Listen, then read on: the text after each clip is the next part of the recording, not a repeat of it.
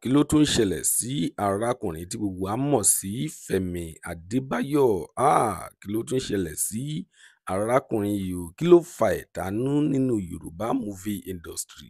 Kí ló ń ṣẹlẹ̀ sí arákùnrin yìí? Ọ̀rọ̀ yìí kò yé wa mọ́. Ọ̀rọ̀ yìí ó ti dojú sú wa báyìí. Ìròyìn nípa Fẹ́mi Adébáyọ̀ òun la mú wá fún yín lénìí. A mọ̀ wípé ẹ máa fẹ́ mọ ìdí tí Fẹ́mi Adébáyọ̀ tó fi sun ẹkún jáde. Ẹ wá nǹkan fìdílé, ẹ máa bá wa ká lọ kẹ́ lè gbọ́ kókó inú ìwé ìròyìn náà. Kí ló ń fa ẹ̀tanú? Kí ló ń fa ìjà nínú Yorùbá movie industry? Mo mọ̀ pé ẹ tún máa fẹ́ gbọ́ kúlẹ̀kúlẹ̀ ọ̀rọ̀ yìí.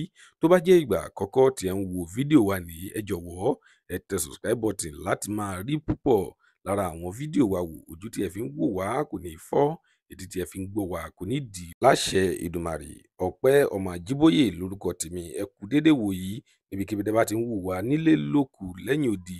Lónìí ìròyìn jẹ́ kó yé wa wípé arákùnrin tí wọ́n ń pè ní Fẹ́mi Adébáyọ̀ ó ti gbé lọ sórí ìtàkùn ayélujára rẹ̀ Instagram. Mo ti lọ kọ síbẹ̀ wípé kí ló fa ẹ̀tanú lẹ́ẹ̀rín àwọn tí wọ́n jọ ń ṣe fíìmù Yorùbá tí àwọn olóyìnbó ń pè ní colleague. Kí ló ń fa ẹ̀tanú? Ìdí tí wọ́n ti fi ń bínú Fẹ́mi Adébáyọ̀ ni wípé ó ṣe fíìmù kan tí ó rìlíìsì ní àìpẹ́ yìí tó jẹ́ wípé ó kan ayé ó kan ọ̀run, gbogbo èèyàn ló mọ fíìmù náà tó sì pa owó gidi lára fíìmù ọ̀hún. Ayé gbọ́ ọ̀run mọ̀ nípa fíìmù náà.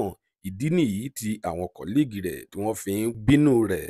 Ìdí nìyí tí Fẹ́mi Adébáyọ̀ náà ó fi pariwo síta pé kí gbogbo àwọn ọmọ Nàìjíríà kí wọ́n gbìyànjú láti máa gbàdúrà fóun. Lónìí a kò ní rí jù báyìí lọ. Ìròyìn ní ṣókí tí a mú wá fún yín rí.